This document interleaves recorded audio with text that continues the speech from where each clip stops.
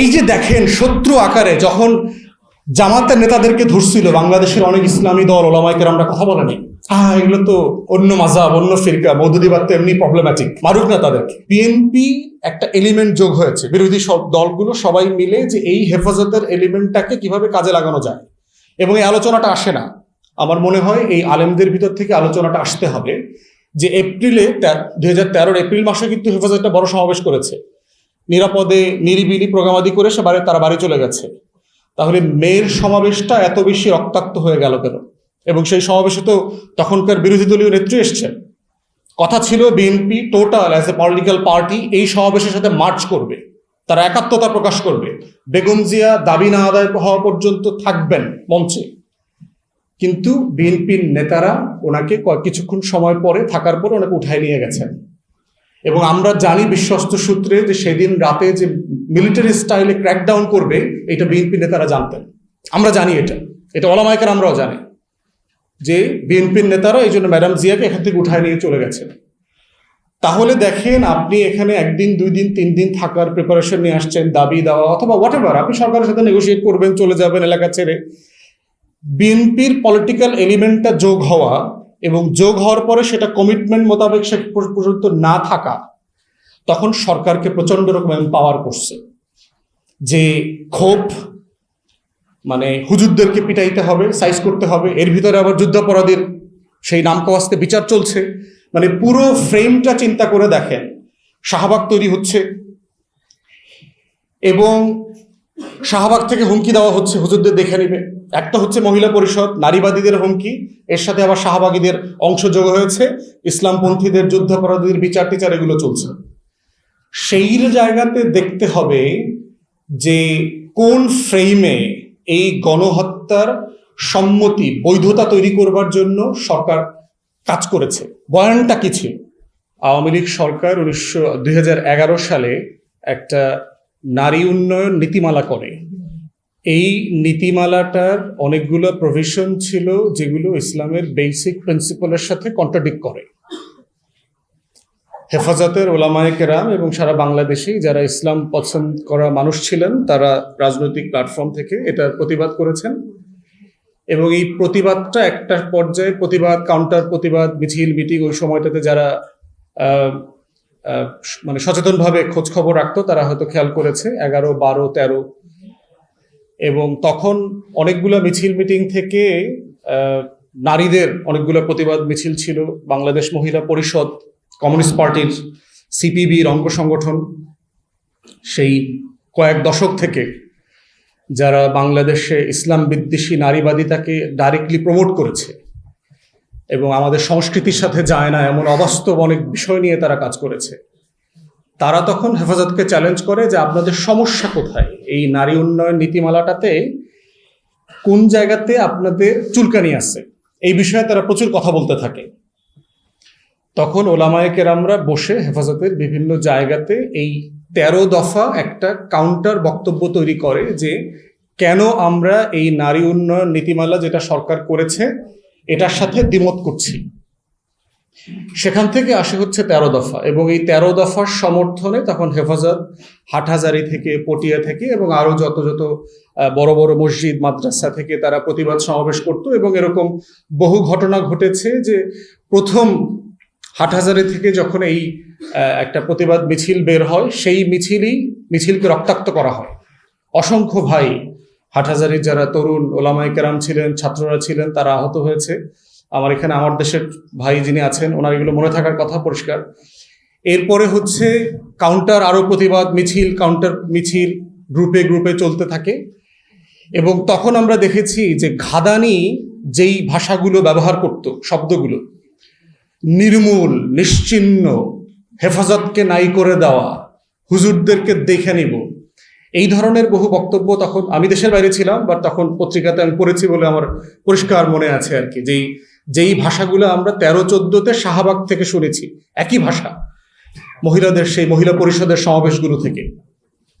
তো এই জায়গাটা হচ্ছে যে এই বাস্তবতাটা একটা বয়লিং পয়েন্টে সরকার নিতে অ্যালাউ করেছে। সমস্যা যেটা আছে বাংলাদেশে সেটা হচ্ছে যে প্রতিবাদ করাটা কোনো সমস্যা না। আমি হেফাজতের 13 দফার অনেক কিছুর সাথে আমিও একমত না, এখানে ভিন্নভাবে এটাকে অ্যাড্রেস করবার সুযোগ আছে। কিন্তু হেফাজতের ওলামায়ে কেরামদেরকে এটা নিয়ে কথা বলবার তো অধিকার দিতে হবে। যারা এটা বিশ্বাস করেন তারা তো এটা নিয়ে মিছিল মিটিং করতে পারতে হবে। গণতন্ত্র মানে কি? আমি যেটার সাথে একমত না, মানে আমাকে, গণতন্ত্র মানে কি? আমাকে গালি দেওয়ার অধিকার থাকতে হবে তো। যারা আমাকে পছন্দ করেন না, যারা দিনরাত গালাগালি আমাকে দিচ্ছেন, এই দেওয়ারটা তো একটা অধিকার, এটা তাকে দিতে হবে। আমার পার্সোনাল ফেসবুক পেজ আইডি থেকে আমার অ্যাডমিনকে বলে দিয়েছি কোনো গালাগালি ডিলিট না করবার জন্য, সবকিছু থাকতে হবে, কারণ এটা তার অধিকার আমাকে গালি দেওয়ার। আমি পাবলিক পলিটিক্স করি, আমারে মিনিটে মিনিটে পাকিস্তান পাঠায়া দেয়, অথচ পাকিস্তানের ফ্লাইট সপ্তাহে মাত্র 2টা। বাট স্টিল তার আকাঙ্ক্ষা, মানে সে আমাকে প্রতিদিন পাকিস্তানে পাঠাইতে চায়, তার আকাঙ্ক্ষা প্রকাশ করবার অধিকারকে তো আমি সম্মান করব।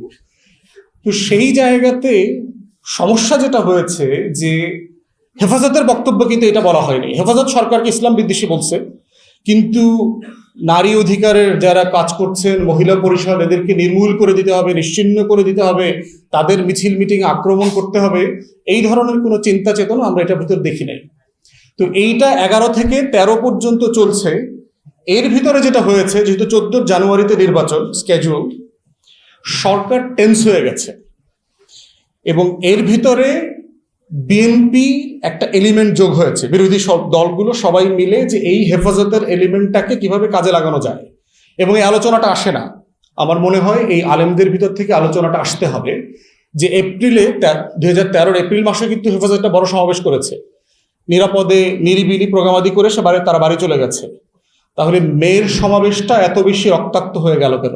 এবং সেই সমাবেশে তো তখনকার বিরোধী দলীয় নেত্রী এসছেন। কথা ছিল BNP total as a political party এই সমাবেশের সাথে মার্চ করবে, তারা একাত্মতা প্রকাশ করবে, বেগম জিয়া দাবি না আদায় হওয়া পর্যন্ত থাকবেন মঞ্চে।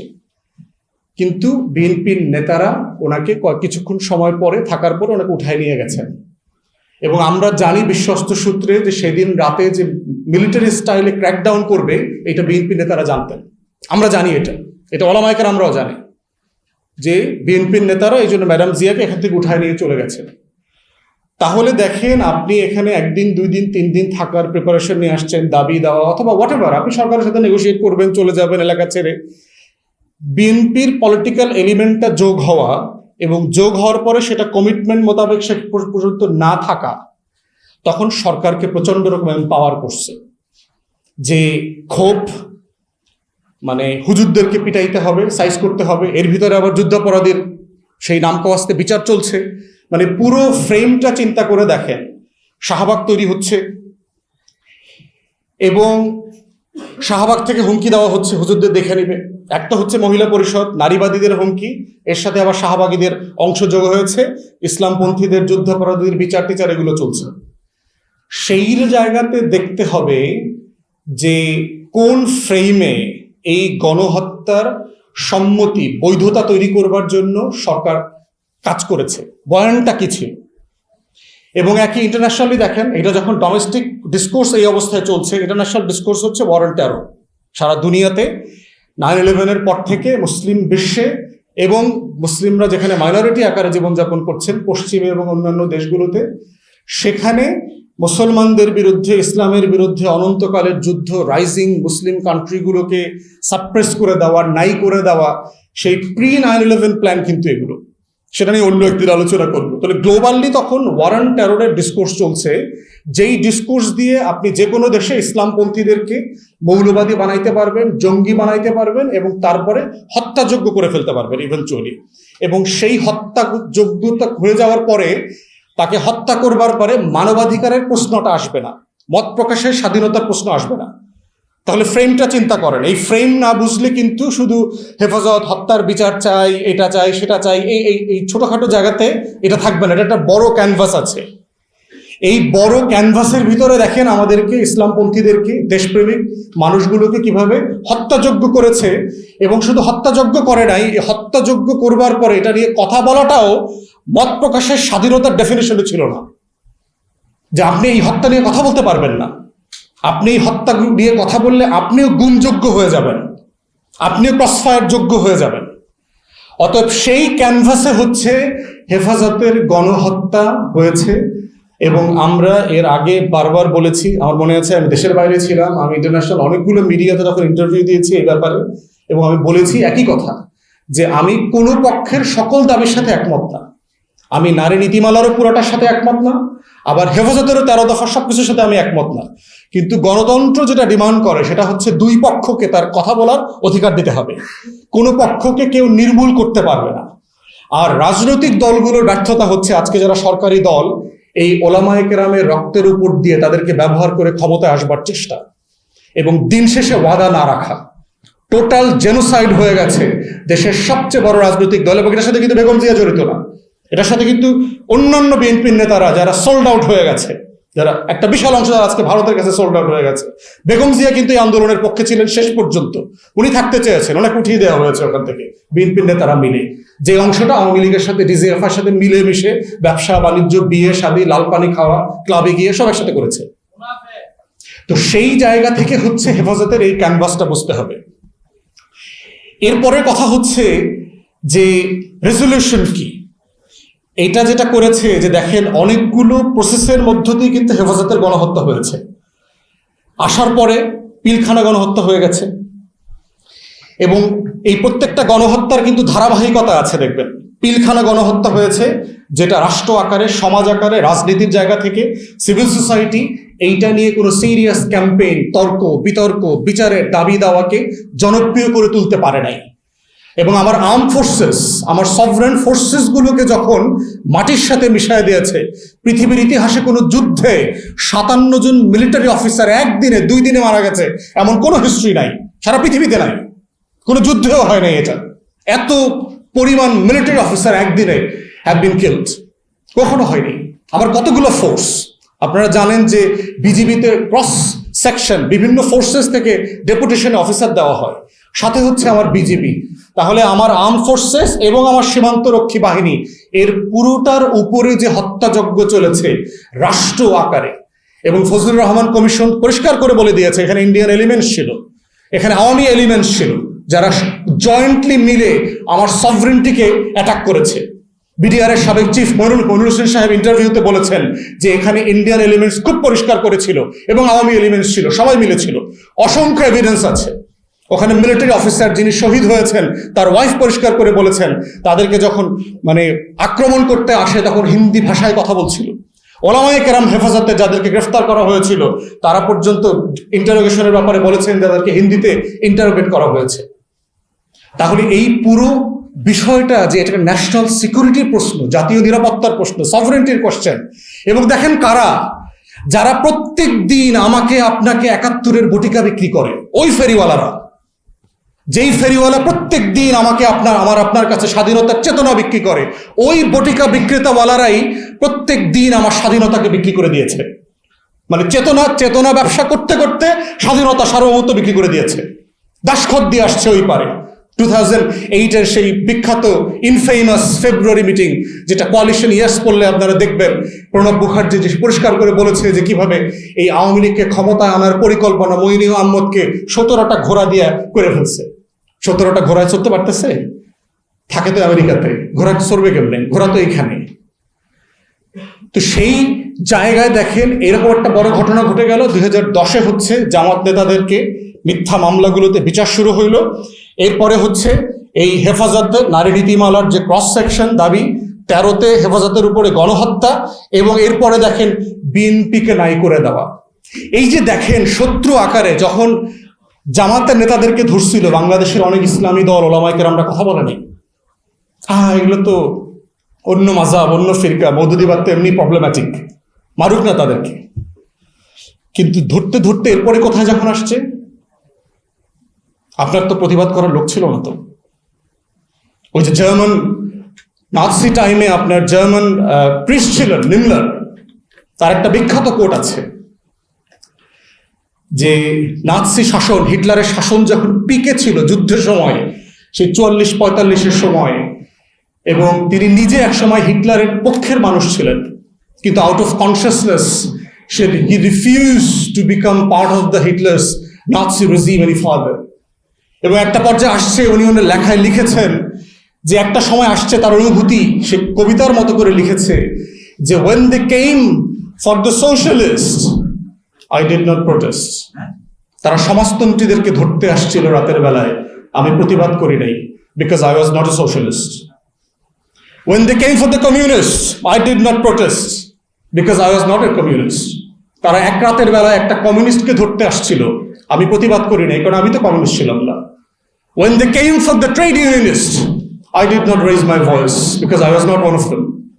তারা ট্রেড ইউনিয়নিস্টকে ধরতে যখন আসছিল আমি প্রতিবাদ করি নাই কারণ আমি তো ট্রেড ইউনিয়নিস্ট ছিলাম না। And lastly, when they came for me, there was none left to protest.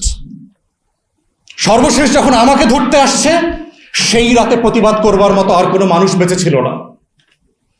তাহলে এই যে মাযহাবী পার্থক্য, ধর্মীয় পার্থক্য, রাষ্ট্রের ইখতিলাফি বিষয় নিয়ে প্রতিবাদ না করতে করতে আপনারা রাষ্ট্রকে কোথায় নিয়ে আসছেন?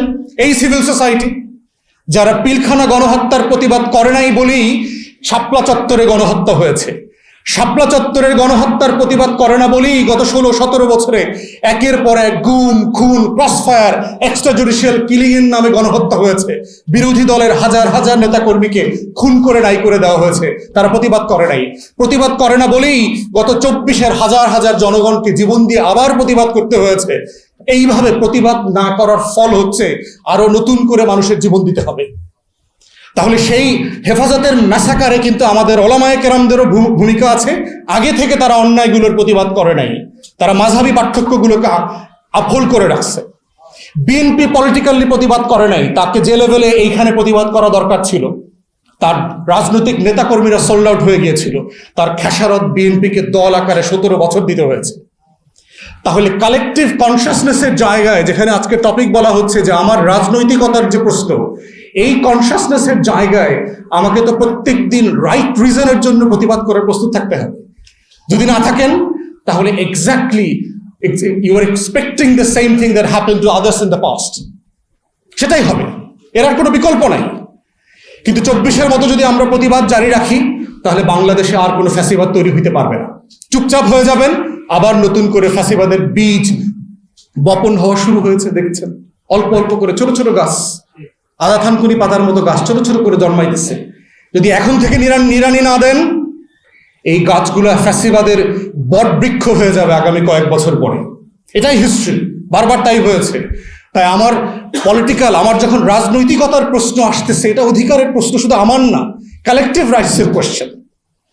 এবং দেখেন এমন একটা সময়, আজকে আমরা হেফাজত নিয়ে কথা বলছি, যেখানে গতকালকের রাতের ফলাফল যেটা হয়েছে বিজেপি সারা ভারতে 3-4টা স্টেট ছাড়া almost every state and union territory যেটা আছে সেখানে BJP has been taken over, এবং ব্রুটালি করেছে।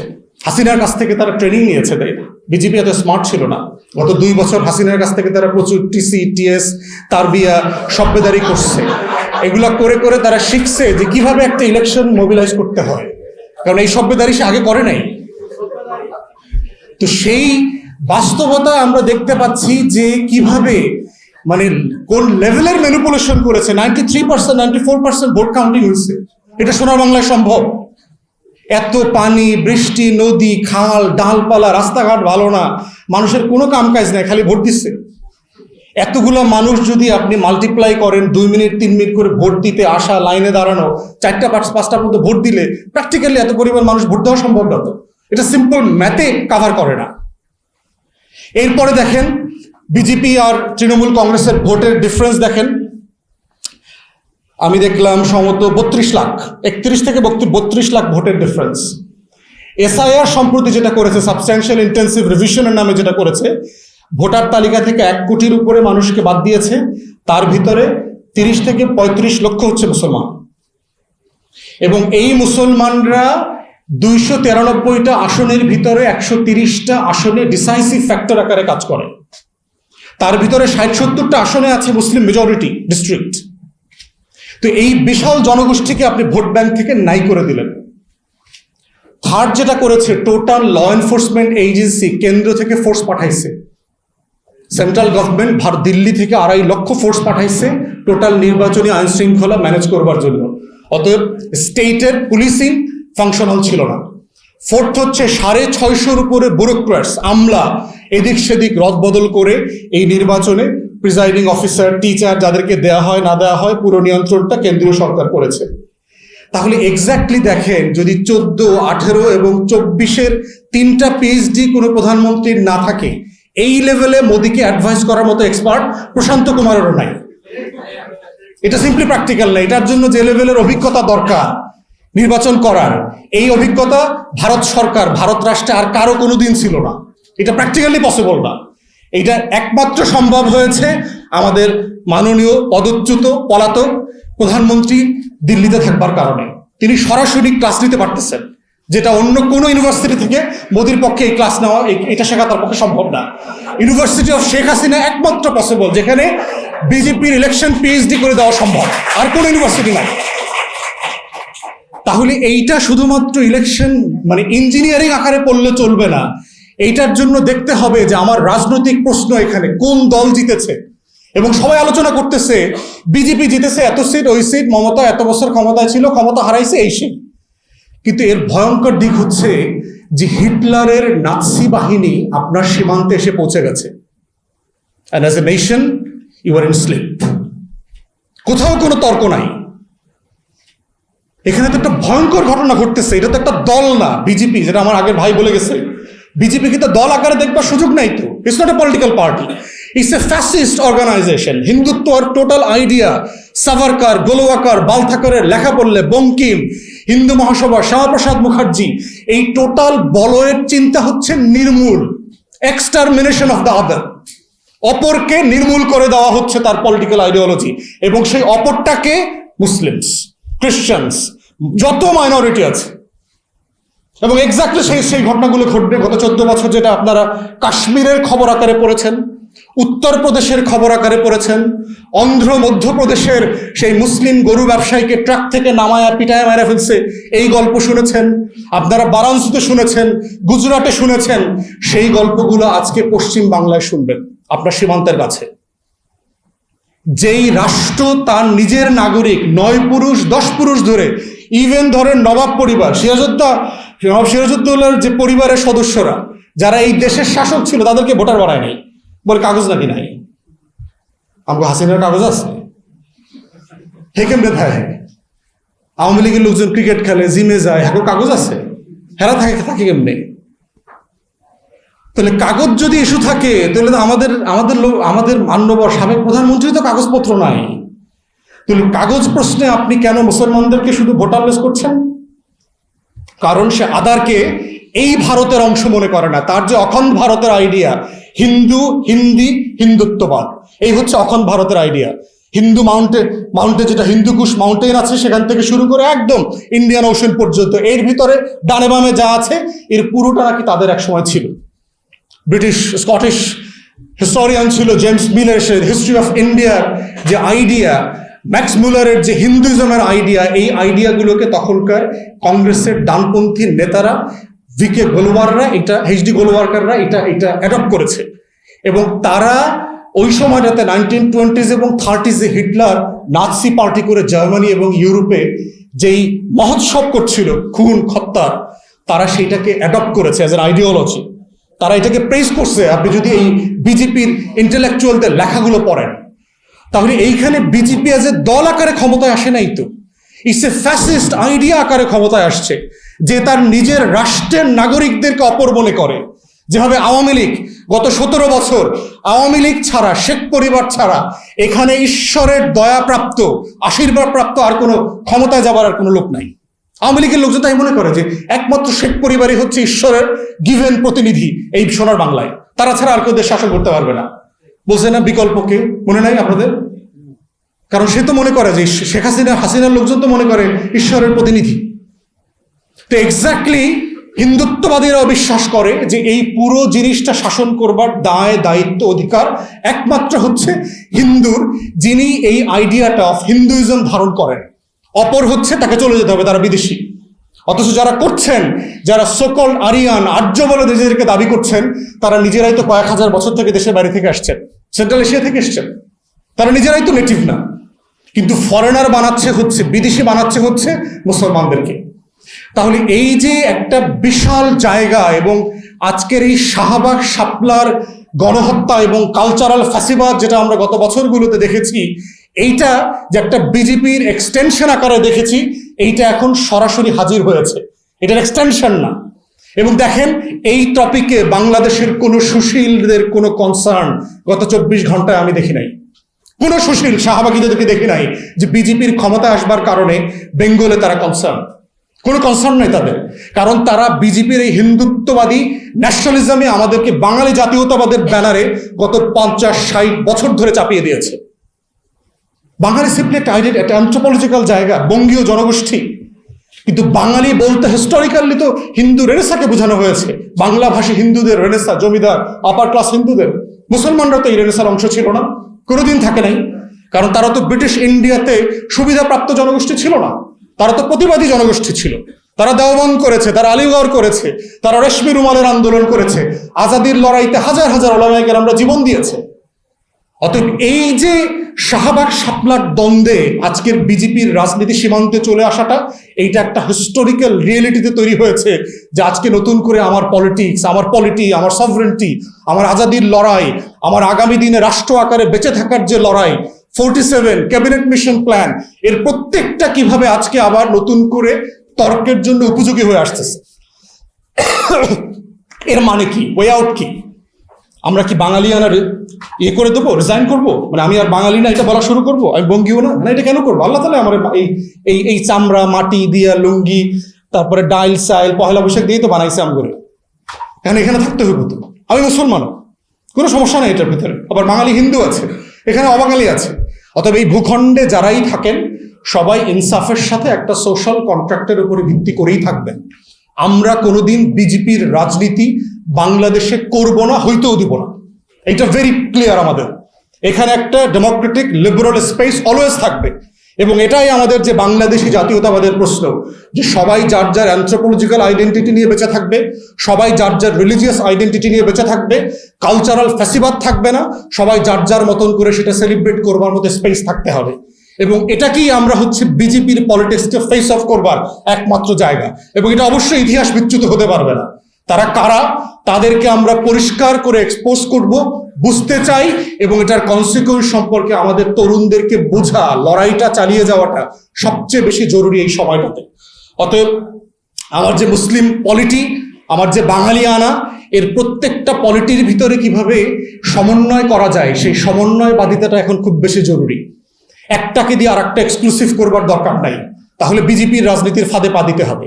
এবং কয়দিন পরে এগুলো দেখবেন, ওখানে উত্তরপ্রদেশে আমরা দেখেছি না, পুরো ভারতবর্ষে গুজরাটে 800-র উপরে মসজিদ, তারপরে মাদ্রাসা, এতিমখানা, ওয়াকফ প্রপার্টি বিভিন্ন জায়গাতে তারা নাই করে দিয়েছে, সিম্পলি নাই করে দিয়েছে, দিল্লিতে পর্যন্ত করেছে।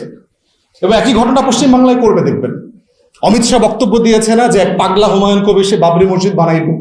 আমার তো সন্দেহ হয় যে এটা বিজেপির খানেওয়ালা লোক হবে। তো এই টাউটামি পলিটিক্সটা সেই নির্বাচনের আগে কেন করতে গেল?